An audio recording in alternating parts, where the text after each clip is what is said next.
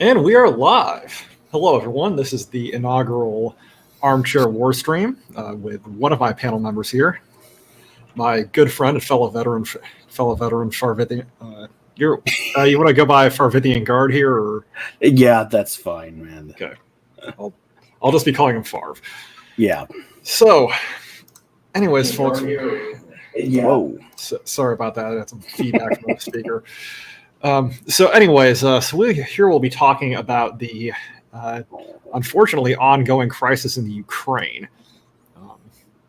And despite the waifu picture I have up as my initial screen, this is a pretty serious subject. So everyone who's watching now, thanks for attending. And so actually, before I kick off here, I'll just let Farv introduce himself. You want to go ahead? Yeah, okay. Well, he's been on my channel before and on a couple of our other friends, but I got a channel called Farvithian Guard. We don't know. We do some commentary here, but it's normally entertainment, gaming related stuff, for better or for worse. But I talk to this guy occasionally off stream about this kind of crap when I have the stomach for it. So that would be why I'm here. Gotcha. And so just as far as your qualifications go, because you were, you want to give us a short word about your military background? It's what you did while you were in. Well, my first go, which was incomplete, but my first go, I was with 234th Armored Division out of Fort Riley, and it was a tanker. Started a loader, ended up a driver. And then my second go, I was with First Cav, and they were the ones I actually did deploy to Iraq with. That was a while back. I got out of the military in 2006. So, gotcha. Yeah. So just to fill the audience in, I actually just got out of the military a couple of months ago, out of the reserves. I was active duty for 9 years. I was in the artillery, and I was served in Hawaii, Korea, and I was at Fort Bliss. Was in Iraq for a few months during 2017. That was during Inherent Resolve against ISIS, and I'll finish up my active duty career at Fort Bragg. Did a little bit of work with civil affairs there, and then I basically started. Went into civilian life, and I spent a couple of years in the reserves doing fire support for a engineering unit. So, and we already have a bot. Hello, Mr. Bot. You're going away.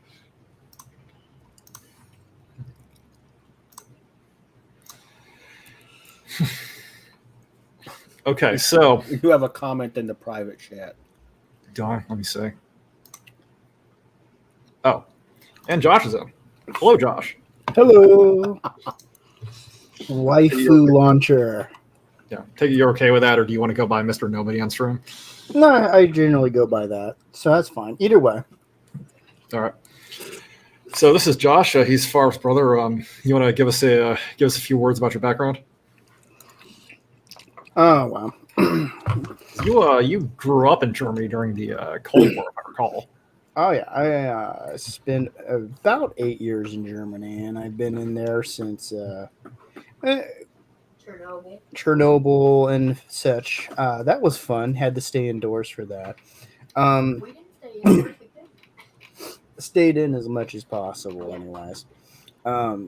So I've been in Europe. I've been in the U.S. I've been around the military for a good chunk of my life, and of course, I had a number of friends who were killed in Operation.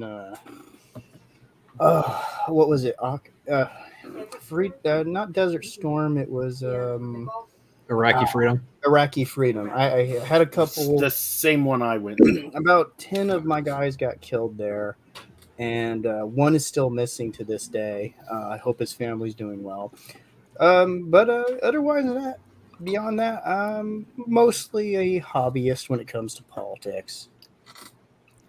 Gotcha. Thanks. So as you can see here, we have our resident armor expert Farv and our resident European affairs expert Josh. And oh boy, it's gonna be fun. And yeah, and I'm the. I guess I'd call myself a little bit of an expert on artillery and heavy warfare, but we'll move right into it. So our agenda for the night, I'm aiming to go for about an hour. So first of all, we'll talk a little bit about the sort of strategic situation that the Ukraine finds itself in, along with the balance of forces there between themselves and the Russians, and basically what the United States and NATO is doing right now. And we'll talk about the terrain and the terrain that we're looking at. We'll talk a little bit about just sort of the equipment that's being used, in particular in the context of some of the foreign aid that's getting bandied around, as far as we're giving them, Javelin missiles or MBT laws or any of this stuff that's getting supplied, and what that really means. And if we still have some time left, we might just sort of have a general discussion, or we can schedule additional streams. So, yeah. First of all, let me click my screen over here. So this is, okay, here we go. So let me turn off Street View here. I was playing around with Street View a little bit. There's some really remarkable things you can do with Google Maps these days. Oh yeah. So, and if you think the actual military does not use this for planning, no, they absolutely do. There's probably guys in Russia right now looking at exactly this thing, trying to figure out. This is where we go in, Kyle. Yeah, they're probably using Google Earth because that's a little bit of a better program, but. It depends on what they can get with their satellite hookups. Yeah. So, I mean, why use the secret squirrel stuff when you can go open source and it is giving you the same stuff? So, right now we're looking at the country of Ukraine, and the unfortunate position the Ukrainians find themselves in is, is that they are. I'll tell you what their position reminds me of. It reminds me of this. Crimea. Well, it doesn't remind me of Crimea. It reminds me of the situation that Poland was in 1939, where you can see in fact, it's almost worse, where they have an enemy who really is able to surround them on multiple sides, and the Ukrainians are going to have to fight in basically all four directions at once if war potentially kicks off. This time they just have a Germany that opposes Russia either. Yes. Yeah. And I mean, they probably are not going to get stabbed in the back by another power halfway through the campaign, but they're still in a very bad situation. Because right now, if you can sort of follow my cursor on the screen, I really need a highlighting function or something on here. So first of all, you can see they are bordered by Russia here on their entire northeast and eastern side, as well as the sort of occupied areas of Donetsk and Luhansk, which is actually a fairly small part of the Ukraine. It's not a big area. So this whole area to the northeast and east, that's all bounded off by Russia. Also, the Russians have occupied the extremely strategic area of the Crimea down here. Yeah. And then you have Belarus, which is effectively a Russian satellite as well. Exactly. And actually, this is a big development that happened just in the last couple of weeks, as the Russians came to some kind of an agreement with Belarus to begin positioning their troops in Belarus. And the key thing here is that so all of essentially everywhere that's Russia, the Russian-held areas, including Crimea. If the Russians just come from Russian territory, they have to attack to get at the Ukrainian capital and to get at the more, I guess you'd say, pro-Western parts of Ukraine, which is Western Ukraine. They would have to cross the Dnieper River. And as you can see here on the map, the Dnieper River is an extremely formidable water obstacle. I mean, it's mostly reservoirs, and these things are miles wide. This isn't something you can just throw throw an assault bridge across and go with the. Although I would Go ahead. I would say that Russia is also one of the few countries that does still field amphibious vehicles. Yes, that's absolutely true. Water crossings for the Russians are not the significant emotional event they are for Western forces because so much of their equipment is amphibious. Well, you have to consider the training. The Russians have focused mostly upon their ground forces and ground capabilities, while I believe the U.S., for the most part, has pulled back into special operations and counterterrorism style training, and we've given up ground on the ground battle. I mean, I wouldn't say that's completely accurate. The U.S. has been working for the last several years to sort of rebuild conventional capabilities that atrophied during the War on Terror. But the Russians never had anything atrophy. They've been now that the Russians to caveat that the Russians had a very significant atrophy after the fall of the Soviet Union. They sort of been building back up from that ever since. But they're that's been still their focus. they're still a quite capable fighting force, but they are much diminished. Yeah, and they've made significant strides even since. I mean, you can see this from their performance in the 2008 war against Georgia, down here, where the Russians were still pretty shambolic in a lot of ways. Yeah, I remember And that to they were their- shoving conscripts into the fight. Yeah, I mean, they had guys in 50 different uniforms. They had airborne VDV guys riding on top of tanks because they didn't trust their infantry to actually finish the fight. Stuff like that. Do you remember seeing all those old men they had fighting as well? I want to say, yeah. I think that was part of their conscripts, though. But please continue. Okay. So, I mean, you could really see the development of Russian capabilities from 2008 when they went to Georgia, when it was still the kind of stuff you'd expect out of Chechnya. It wasn't very pretty. And although they did win that fight and pretty handily. Into 2014 when they went into Crimea, where they looked quite professional, but they still had you could see it was the small professional. It was like they sort of scraped all the professionals out of the great mass of their army, and they're like, okay, we're going to send these dudes in the Crimea. Or, again, they were sending sort of guys under the table into eastern Ukraine here, sort of the Donetsk and Luhansk region. The Spetsnaz strategy. Yeah, well, with some Spetsnaz guys, and actually there were a lot of Russian regulars in there, but they weren't completely over the table as Russian regulars, and they didn't have a lot of dudes there. I called it that because I believe it was a strategy the Spetsnaz put together for that particular thing, but it had multiple forces. I mean, to be honest, they have been improving over the last year, and it's stupid people underestimate them. Let's also not forget that the KGB still exists. It's just called something else. Yeah, I think they changed its name to the MGB or something. Something to that effect. It's a different abbreviation and different words, but the department's not changed all that much. Yeah, but I mean, really, even at their maximum commitment in this area, they didn't have really more than a division fighting here. What I've seen is something like they committed at most 10 to 12 battalion. What they're calling a battalion tactical group, which is a sort of combined arms battalion formation. Yeah. So really, it's sort of the equivalent of 3 or 4 American brigade combat teams, or really about one division. And I've heard the numbers quoted that there's about 100,000 Russian troops in Belarus right now, but I don't know how concrete those numbers are. Getting concrete numbers right now, I feel like is going to be difficult because you're getting conflicting reports, and Russia's not going to give official numbers. Yeah. Well, actually, let me put this latest one up. This product is a little bit old. This came out of I think this is a public release from U.S. intelligence. So let me turn my alarm off here real quick. So, take a look at this. Sorry, I have coffee on. Get my coffee. All right, let's see.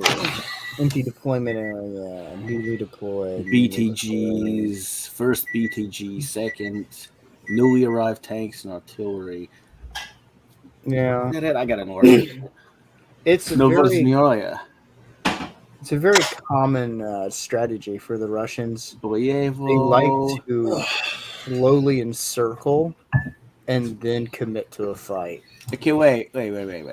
16 June. Okay, so Yelnya was empty in June 16, and 9 November they had 5 BTGs deployed to Yelnya. Well, like one of the big reasons why you're seeing a buildup in Belarus Mhm. is there's a rail line between them and that Russian state, which I cannot even pretend to say. Where's But it at? Where's it at? Belarus, it's right through that little handle. Above Belarus? No, where's the state you couldn't say? It's the one with Moscow in it. What? He zoomed out. I couldn't see it. Smolensk. I'm not even. You'd gonna have to try zoom say it. in so I could see it. But there's a railroad between those two regions, and that's one reason they've been able to move so many troops so quickly. Yeah, well, that would make a great deal of Yeah. sense. So the Russians are, I mean, the Russians really rely on rail transport. Really, all armies rely heavily on Well, rail right there, transport. and there. I mean, there's a crossroads of sorts right there in Kiev, also. But I don't Yeah. know how likely This it would is part be of for them to Ukraine. use that. Yeah, well, I know. I'm just saying that there is a major crossroads there where that river is. Yeah, well, that's because it's built up and it's the capital. But one of the big things we're seeing is effectively they're trying to rebuild the Eastern Bloc. Mm-hmm. And the way they're doing it is by steps. They're surrounding strategically their next acquisition or their intended acquisition. That way they have multiple routes to attack, and it cuts off support in a lot of regards.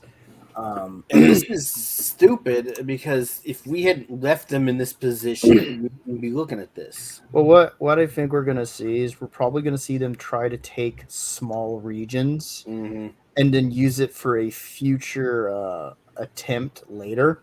So they're going to carve off those areas with the larger Russian related populations. The places where it'll be easier to win the people over. And It'd have be less of a exactly major like conflict. what they did with Georgia. I don't think they're going to full on commit, but they're going to keep their troops there so they can keep pushing in slowly. And they're probably, if they do commit, it'd be because of the weakness of the current American leadership. Yeah, no argument there. I would Yeah, not. I mean, I think yeah, I mean, and everything I've seen diplomatically indicates that really the West is going to do what is not going to fight the Russians in Ukraine. No. No. There's really, I mean, if the Russians try going past Ukraine, maybe, Well, but certainly not in Ukraine. They're going to run right up into the Polish, and they Say have if they go pretty, too far in, if they go too far past the Ukraine, past Ukraine into Moldova, they're going to bump into Romania. If they go too far the other direction, they're going to hit Poland. If I was Russia, I know exactly what I'd do. Is once I had Ukraine in my grasp, I'd move right into Moldova and move towards Romania and Hungary. That gives you a lot of room to move from there. But the other thing is, we will not do anything to protect those two states. I don't think Moldova's a part of. Let me see. I was just pointing out that route is how I would go through once I had Ukraine. Moldova joined North Atlantic Cooperation Council in '92. Yeah, so Moldova is not a part of NATO. Actually, They're just quote unquote aligned. Yeah. So honestly, I think the Russians could very easily decide. And actually, Moldova used to be an SSR. They could. There's probably a wild card here. The Russians may not stop at the Moldovan border, especially because they own a strip of Moldova already. Because there's I haven't talked about this yet. There's the quirky. I'd call them quirky breakaway Republic of Transnistria,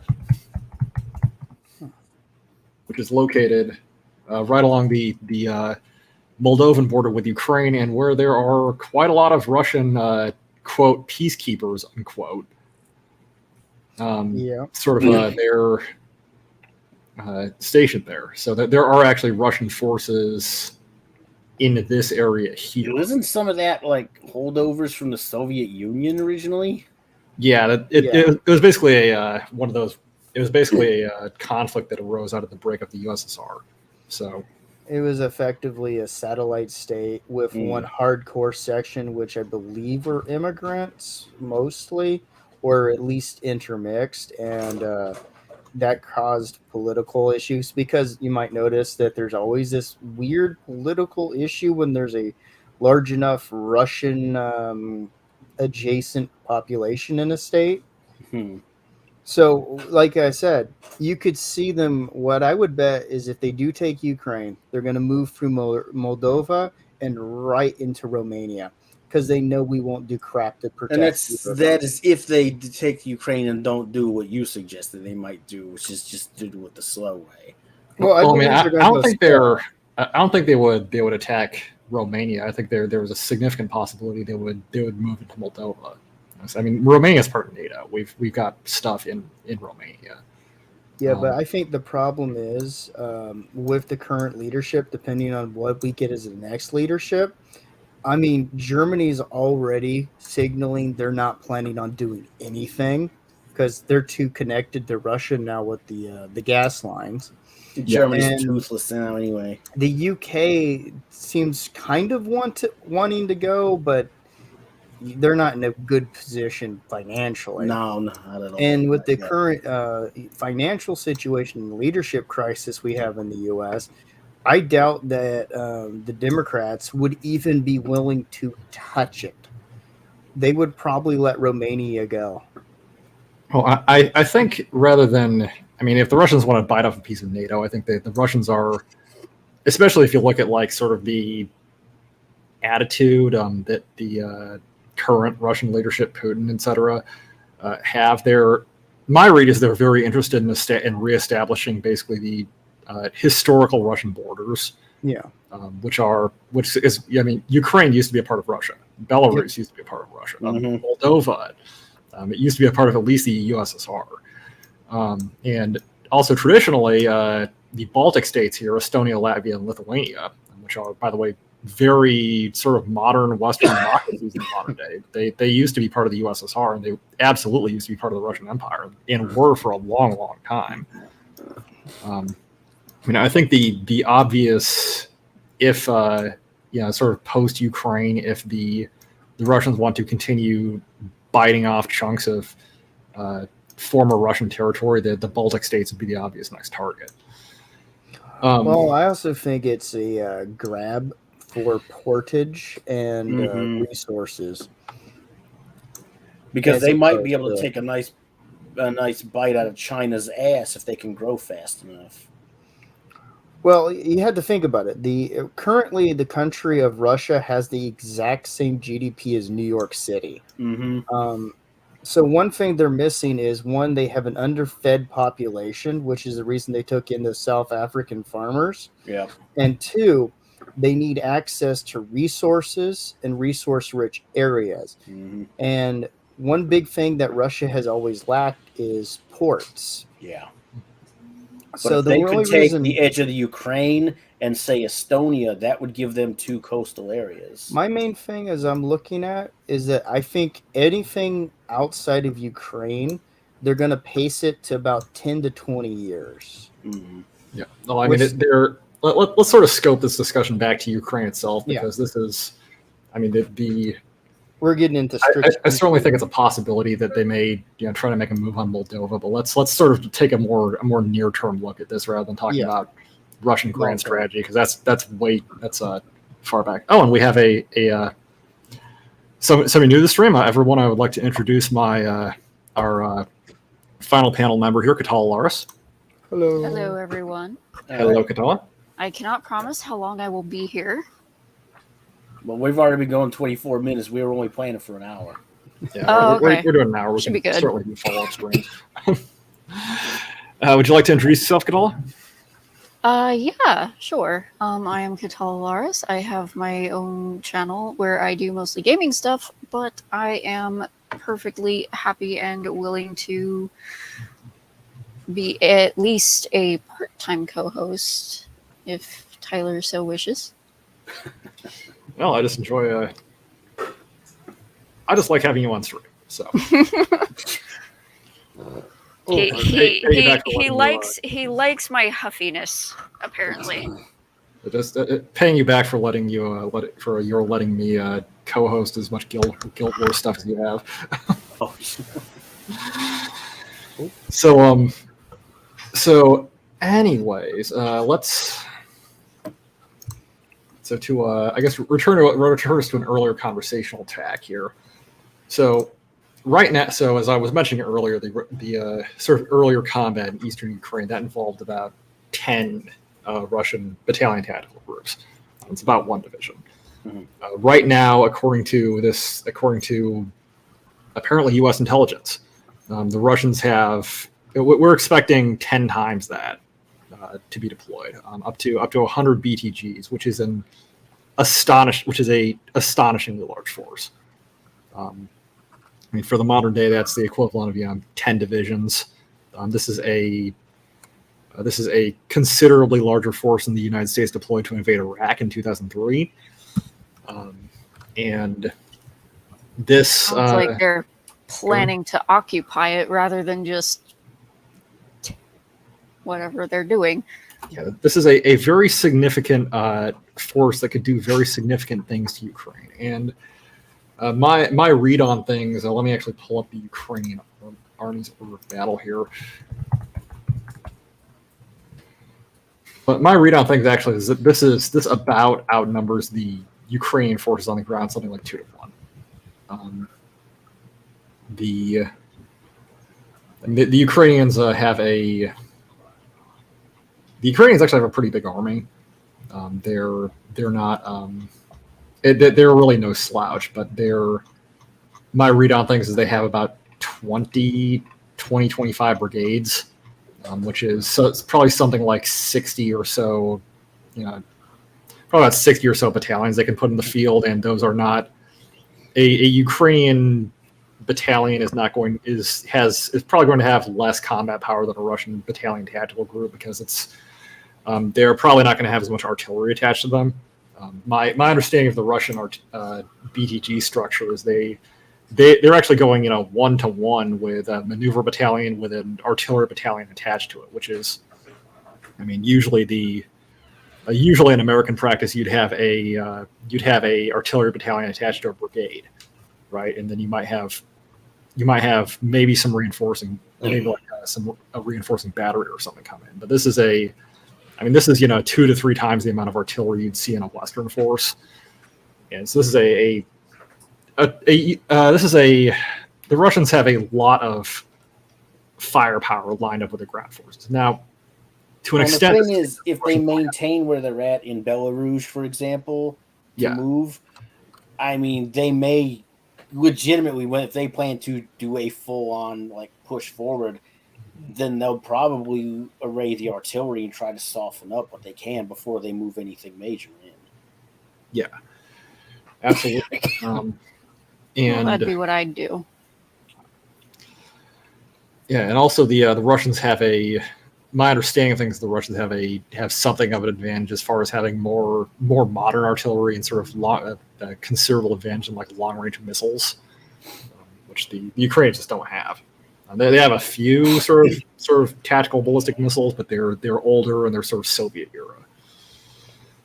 The Russians have some very modern stuff. Now, what the Russians do not have, where I'd say the Russians lag significantly behind sort of Western capabilities would be in their air forces.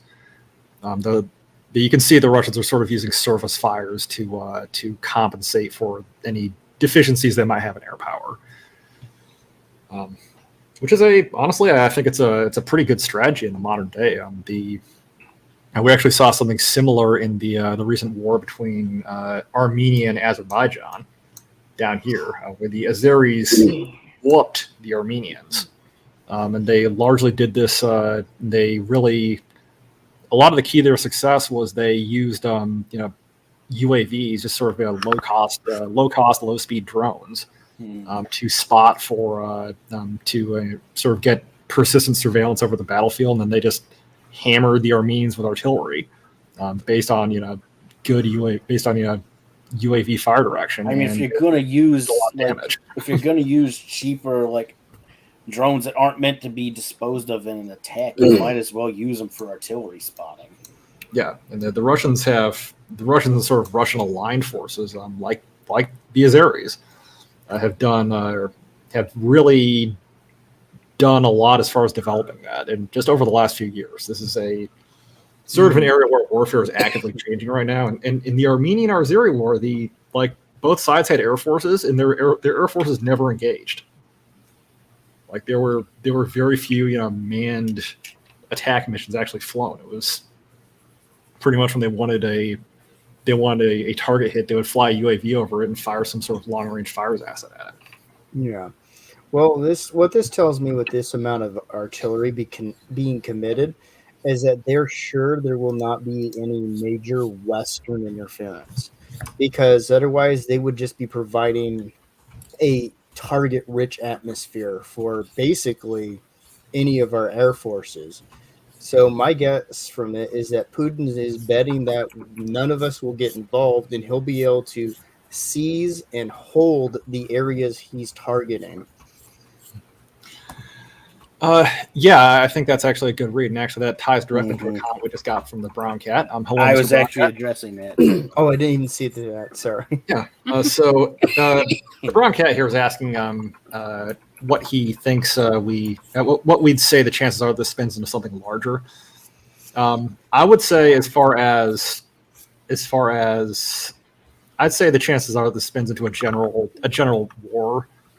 This is fairly low at this point, and I'll tell you why. It's because everything I've seen, including the deployments we heard about today from the United States, is that the U.S., NATO, and sort of some people operating outside, some NATO members operating outside the context of NATO, like the UK, is that there are Western forces that are being moved into Eastern Europe, but they're not being moved into the Ukraine. Right now, today news came out we were deploying some like 8,500 troops to Eastern Europe, which to give to sort of contextualize that against the size of the Russian force we're looking at, 8,500 troops is like, and they're coming out of the 82nd Airborne, which tells me they're probably deploying the Griff, which is the Global Response Force, which is just the Ready Brigade out of the 82nd. That's the speed bump. That's Jeez. 3 battalions and of light infantry who would in a full scale conflict get steamrolled in a matter of hours. Yeah, that's the reason I called them a speed bump. They're literally used just to slow the enemy down. Yeah, their purpose here is we're probably going to send them to the Baltic states with the sort of express understanding that if the Russians decide to go take a bite of the Baltic states, they're going to have to roll over them and kill a bunch of Americans and that would bring the United States into a war. Is this a operationally relevant force? No, it's not. And I haven't seen any indications of Western forces moving, divisions after divisions to Eastern Europe. I mean, and actually, Josh, I bet you know about a little bit about this. Like, if the Soviet Union had done something similar to this in the 1980s, we probably would have fired Reforger. There would have been armor on the ground. There would have been massive televised movements. There had been people on TV going, "We're about to we're about to unleash fire and hell upon you. Back off." There would have been a lot more of posturing, and then also movement of men, personnel. Right now, I feel like there would have been a very public mobilization of very specific forces. The reason they're doing this is entirely political. They're telling their few allies in the area, look, here's some troops. We're going to totally back you up. Yeah. But the key thing is that these troops are not going into any place the Russians are likely to go into. They're not going into Ukraine. They're going into, Poland, the Baltic states. Well, they're practically deploying a placebo. I mean, this is nothing. This is reassuring Poland. Yeah. And it's a way, it's basically trying to keep Poland from going, okay, it's time to get hot.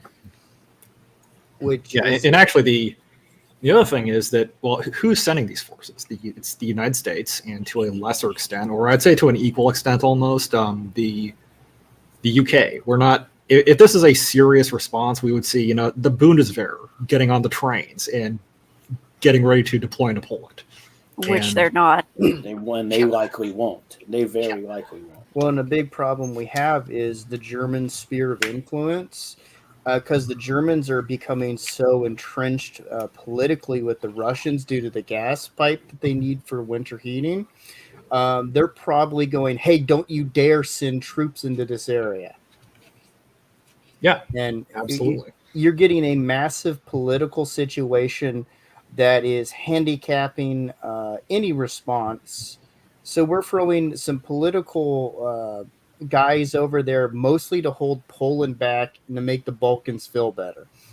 Yeah, and the Russian ability to sort of play Germany against NATO, against the rest of NATO, which has been facilitated by this administration, by the Biden administration.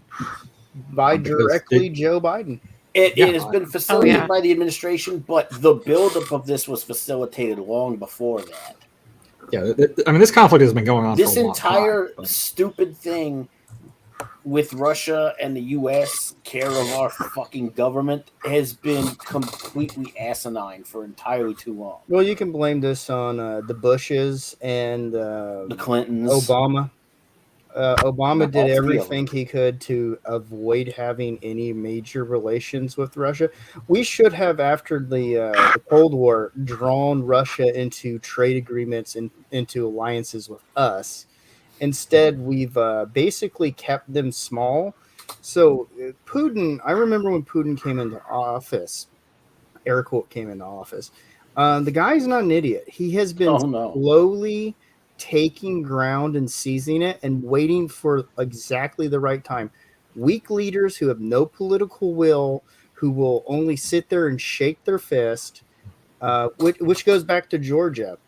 Like when that was seized, a good chunk of that was basically under the Obamas. It's why. And actually, you could.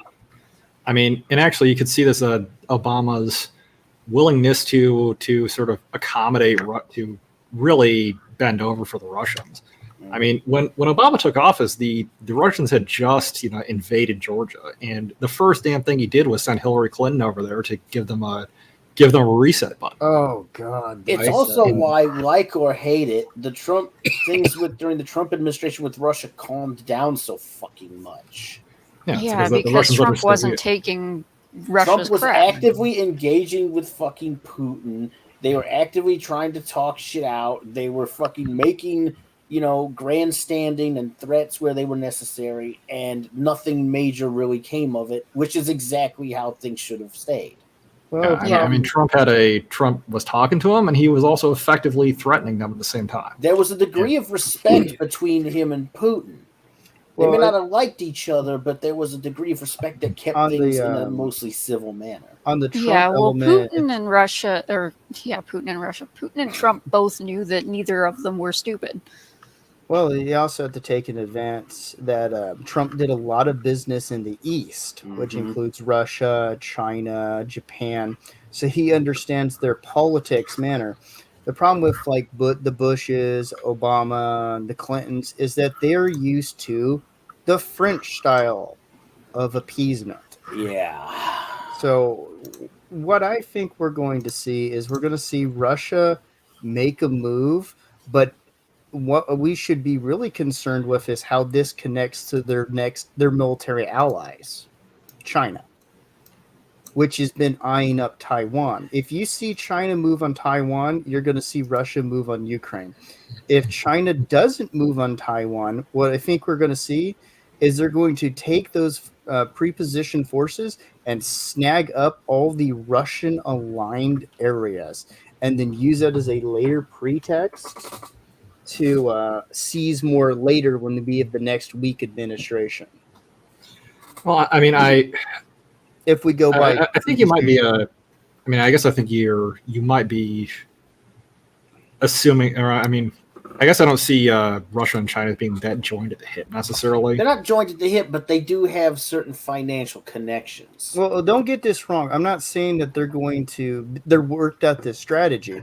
China and Russia are not looking to take over the fucking world, but But considering, Go ahead, I Colin. think it would be more Russia would see China's invasion of Taiwan if they did that as a distraction, so he could do so Putin can do what he wants in Ukraine. exactly. yeah. Well, so I've mentioned this earlier here because what we have not seen actually is what I haven't seen reporting on is, I mean, if the Chinese were going to invade Taiwan during the term, we would presumably see some reporting on they'd have to do a similar buildup. Well, Yeah. they've been doing a build-up for the last 2 years. I mean, they have been building up their naval. I mean, they've been building up their navy for a long time. But we would see some indicators of the Chinese actually getting ready to get troops onto ships. Well, they were already doing landing procedures on near the Taiwanese waters. So I think one thing is it's mostly due to the weakness of the current situation. And I think the Russians would absolutely love that if it happened. But what I think in near term, without that as a consideration, they're going to do what they did with Georgia.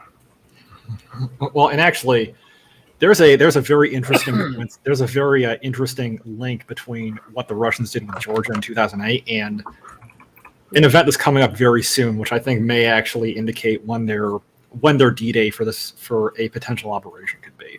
Yeah, because you remember what was happening when the Russians invaded Georgia. Oh man, it's been a while. Go ahead and refresh me. It happened during the Olympics. Oh God, the Olympics. It did, yes. And well, the Olympics start on February 4th. They're also being held in China this year. Oh, They're in boy. Beijing. Which is Again? idiotic. That's a dumb idea. I mean, it's not the first time they've held the Olympics in Beijing. Oh, it's not. But it was dumb then, too. It's never not been dumb, but All right. So we got another Beijing Olympics coming up. How far is that away? No, I've paid so little attention to the Olympics. I don't remember when the hell they hold them anymore. Also, my question is, how close would that be to the midterms? Phew. I didn't even think about that. That's a good question. Because we have to consider that Putin is a very intelligent person. He studied most of our situations. You don't survive as long as he did in the KGB and not learn to analyze everything. So it would be interesting to see how far the Olympics are from us and how far that is coinciding with did we just lose Armchair? Okay. He's back. Sorry. Yeah, sorry, my internet hiccuped. I was like, Let me reshare my screen here. oh, okay. Good thing I was filling time. You guys are doing great. So how far are we from the Olympics right now? No, so the Olympics start on February 4th. Jesus, And I mean, that's just next month. If I wanted to use the Olympics as a distraction, which would make a lot of sense because there are going to be a lot of decision makers who are there's going to be a lot of decision makers who are literally going to be from like the West, who will literally be in Beijing, probably drunk, Or probably high, very hungover. or both. Here's the other thing, too, that I think might need to be considered when we're talking about Putin analyzing, the opposition, so to speak. Let's not forget that there's been a lot of that 25th Amendment talk coming up about Biden. Well, let's see. Refresh my memory. What is The this? 25th Amendment is when they can remove him from office for incompetence. If he, Gotcha. if a president is deemed mentally unsound, his cabinet can. His cabinet can 2 have him years removed. and 9 Yeah. days. They can have him removed effectively. Yeah, basically the vice president and the cabinet can all vote together unanimously and remove the president from office. So And this is consider that Pelosi herself is one of the people who brought this whole thing up. Yeah. Well, I I mean, she's I been gunning can't for that do- position herself. Oh, she doesn't want it. She's getting ready to retire, but I still think she'd push it. The person who'd get it would be Harris. Yeah. Yeah. Well, Harris I'm would not- get it in the short term anyway. Yeah. So here's my immediate if I was putting on my pretend Putin Fury hat, if that would be a good time, I agree with Armchair, to hit things up. But also, it does do something else. If Putin is aware of our political system, which he clearly is, he Yeah. knows the midterms will then be coming up, and that would give the Biden administration a massive hit, which would mean that his political opposition would move in, and then that would handicap him even further and the political system even more Yeah, I mean, about you're any amount of reaction. I mean, you're absolutely right. The our I guess you could say our adversaries overseas are absolutely yeah, they have every interest to encourage political division in our own country. Well, like Yeah. there's a fairly big talk with one of these Chinese professors when around the time Biden got elected, and it was literally them making fun of the U.S. for electing him. Right? They were literally laughing, just laughing their asses off, going, "Oh well, I saw that. this moron's in charge now. We have nothing to worry about." Well, I mean, if you look at unfortunately, if you look at Joe Biden's history of having foreign policy positions, it would actually be an extraordinarily wise course of action to ask Joe Biden what his opinion is on foreign policy and then do the exact opposite of whatever he tells you to do. Pretty much. Like, he has been very consistently wrong on foreign policy issues for his entire political career. This is considering some of his just domestic comments on certain things like integrated schools, if you want to use that one. So, Oh dear. Well, let's sort of bring this back to the war in Ukraine, sort of and actually to so we were talking a little bit earlier about just sort of what the West has been doing about this. And so, I mean, we already talked a little bit about the number of troops that had been moved into position, and it's really kind of a token force, and this goes for both the U.S. and the rest of NATO. It's not a lot of troops. I've heard some sort of rumors. There's some special operations guys planning on tour sort of running around Ukraine. That's not going to stop the Russian army. if anything, Also, if you just be there to hurt them, that's it. Yeah, and also if you look at the sort of aid that's being supplied to Ukraine, because we've been supplying military aid. However, both ourselves and really the UK However, if you look at what's being supplied, the UK has sent several cargo planes full of these weapons and laws. We've sent. Back in the Trump administration, we sold the Ukrainians a number of Javelin missiles, and we're apparently giving them some more ammunition for them. I'm also, people were talking about giving them, Stingers. And I'd like to ask the panel, what's the common thread between all of these weapon systems where I'm discussing right now? They're very old. Well, they're all anti-air. That's one thing, and they're all anti-air. That too. They're all shoulder fired. These are all just man portable weapons. There's nothing heavy here. It's all shoulder fired. And let's be realistic. This is Russia we're talking about. When the artillery stops, the tanks are going to roll. We're giving them assets where they have to cowboy up in an open field and take a shot. Because, they gave them the end law, but you're going to have to be in a position to fire that at a tank, and you got one rocket versus how many tanks? Yeah, I mean, the end law has a effective range of 600 meters, and that's optimistic against a moving target, judging by the description here, because it doesn't seem to be guided. It's just it's like semi-guided. The Javelin it's a point and shoot. Yeah, I mean, the Javelin is a very good anti-tank missile, but it's a shoulder-fired weapon, right? Yeah. I mean, the kind of military aid. I mean, most of the Ukrainian army it's Soviet. It looks Soviet. Their main battle tank is the T-64, for God's sake. Which it's awesome that they're using T-64s finally. That design has been underappreciated for a long time, but the majority of the Russian army is fielding T-80s when you're talking about their standard MBT. Never mind some of the newer stuff. Yeah, first of all, everything the Russians have is newer, and second of all, again, it just goes to show the Ukrainian army is And that's very much looks like a Soviet discounting- force. That's discounting with the tanks. That's discounting support deployments of fucking BMPs, BRDMs with missile systems mounted on them. Freaking, it's ridiculous. The Russians have so much support armor and freaking, light armor aside from their tanks. I tell you Yeah. exactly what this is. I'm going to give you something to make them bleed, Basically, and that's it. I'm going to make it where I don't want to actually expend anything on you, so I'm going to give you things to bloody them up for me, and that's it. And I'd even say this isn't even really a bloody them up thing, because these are light weapons. This is again this is again pretty token support. I mean, I'll tell you what a realistic force package would look like if you want to develop the Ukrainian army into something that can seriously defend their country. You'd want Leopard 2s, you'd want Pumas, Apaches, Patriot missiles. You'd basically want current generation. Look at a commonly armaments. two commonly used pieces, discounting tanks. Two commonly used pieces of equipment in the Russian army is the BRD and the BMP. These are both APCs, but they're mounting an autocannon for fuck's sake. And then you have the freaking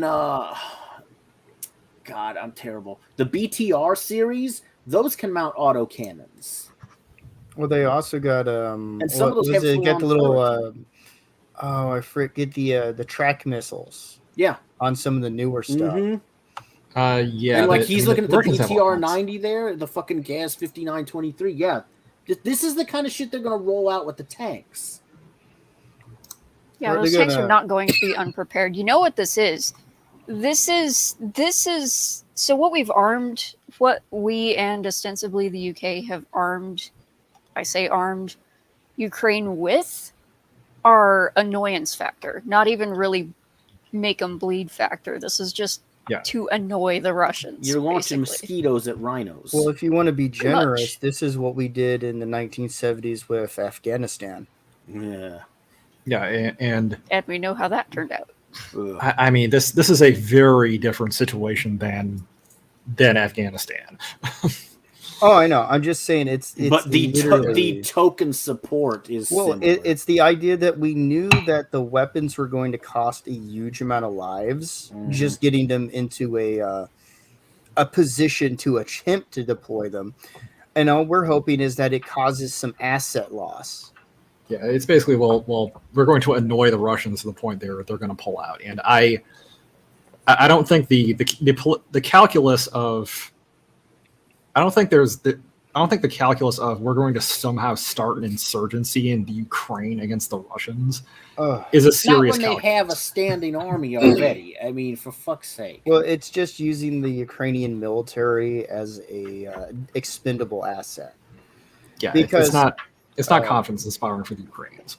What would be worse is it would be like if Afghanistan had Russian loyal locations which they could operate freely and safely from. They would have never been pushed out of Afghanistan if that was what happened. Yeah. The Russians got out of Afghanistan because the Soviet Union fell apart. Yeah, and they were being bled on. They were being bled slowly by the guerrilla forces. Like you said, it's a different situation. It's just the same stupid tactic. Yeah. We're not going to do anything. Let's see if we can just hurt the enemy. Turn the screwdriver kind of thing. Yeah, and again, the conditions to, and as I mentioned earlier, the conditions to successfully funding and to sort of successfully drumming up an insurgency in Afghanistan against the Russians are very different than those that exist in the Ukraine. Mm-hmm.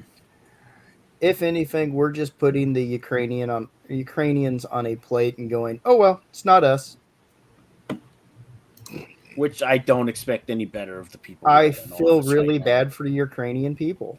Yeah, this is especially not after ideal. Biden effectively curtailed their Because they had elected a prime minister who was in the process of actively cleaning up the country and cleaning up the country's government, and Biden bribed them to get rid of the guy. Yep. Yeah. And the whole One of my many issues with the current administration.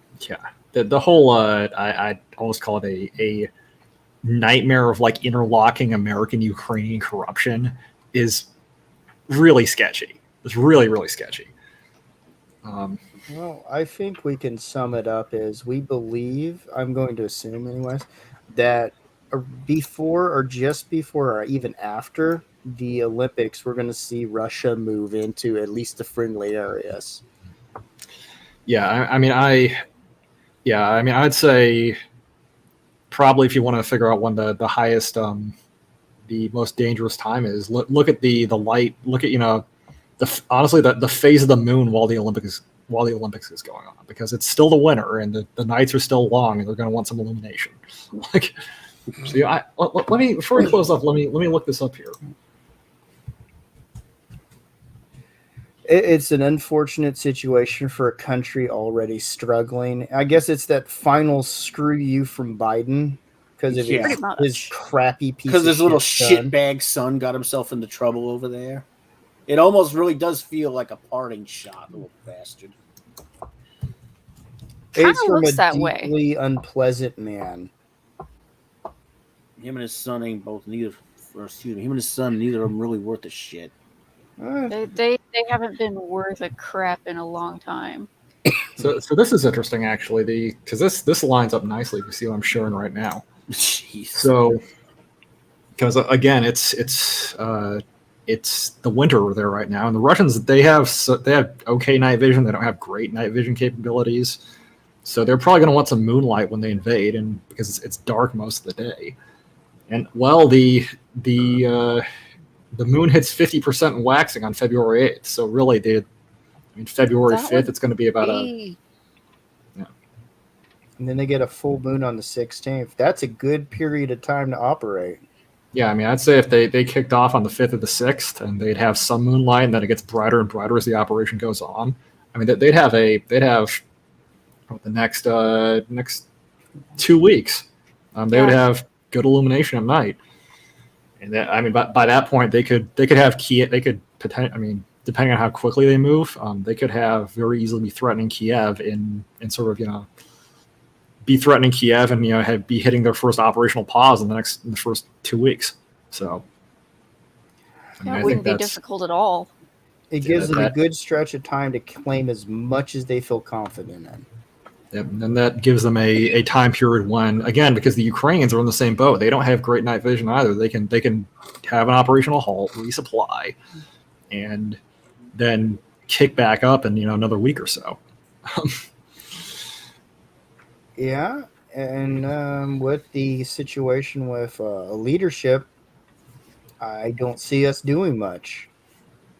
Well, I don't see us doing much, and furthermore, I don't see the Ukrainian government doing much either. The only real force I think that would be interested in anything is the UK. But they've been drumming up a little bit more of a war stance since getting out of the EU. Yeah, honestly, I don't know what the British angle here is. I'm almost thinking this has to do with some kind of domestic calculation that Boris Johnson is making. It could be that, but I would also say it comes back to the traditional ambivalence towards the German sphere of things, and because the Germans are more aligned with the Russians, the UK usually is going to push against those.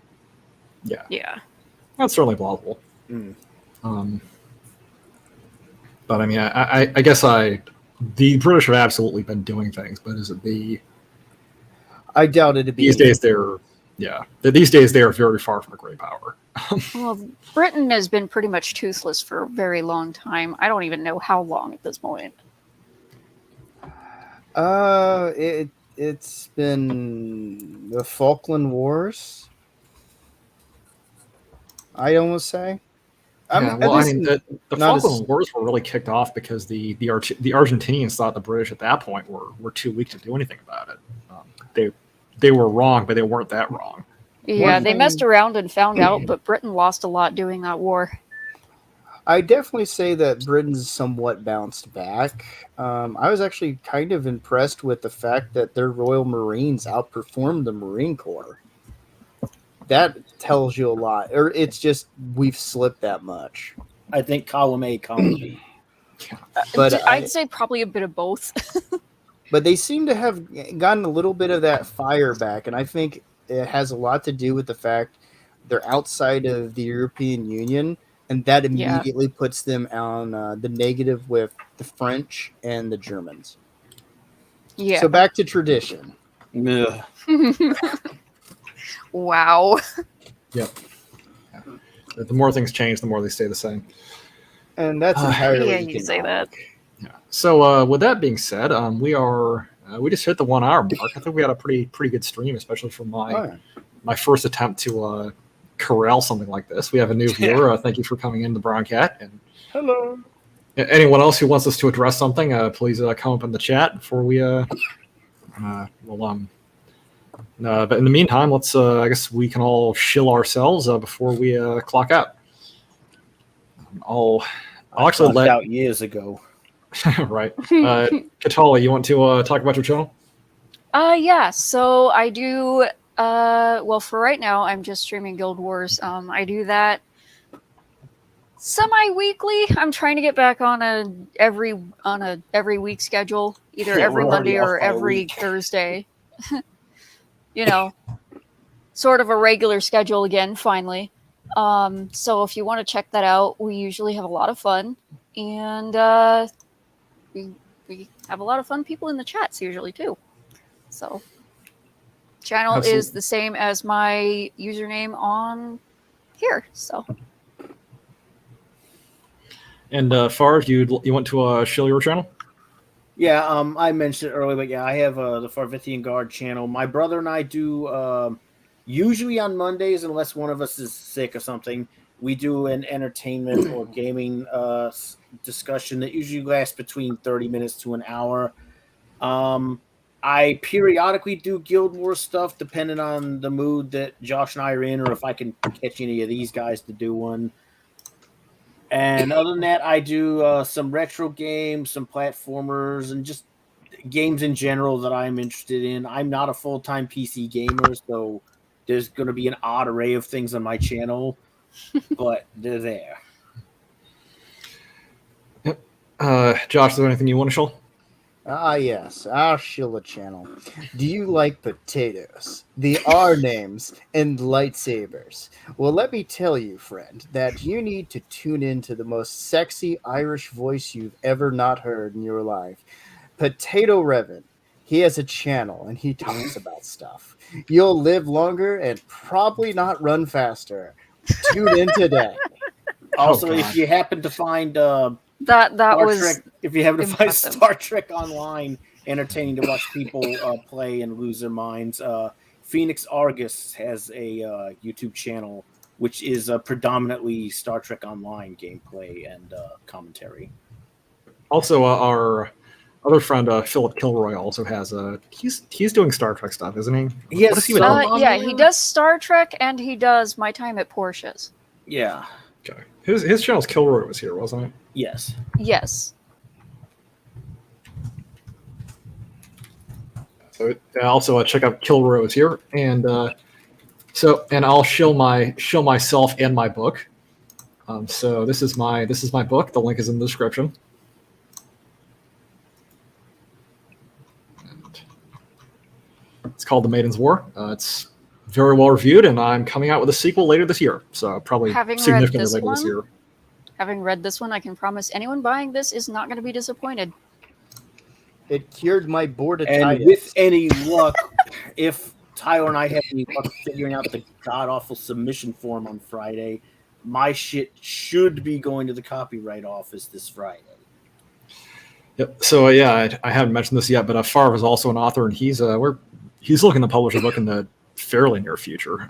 This year certainly, I think. Yeah, well, hopefully the copyright office shouldn't Next- take that long to finish it. Yeah. Oh, You just don't- next couple of months probably. Yeah. Don't you dare underestimate the power of the government's incapability. Yeah, I know. Yeah. The biggest hurdle beyond waiting for the certification from the copyright office is hooking up a cover artist and then getting the formatting shit done. Yeah. I'm talking to my. I just started talking to my artist yesterday actually. So there should be some promo art for my next book, which is going to be called Valkyrie Knight, coming out actually in the very near future. So really next month or so. So, well, with that being said, do we have any?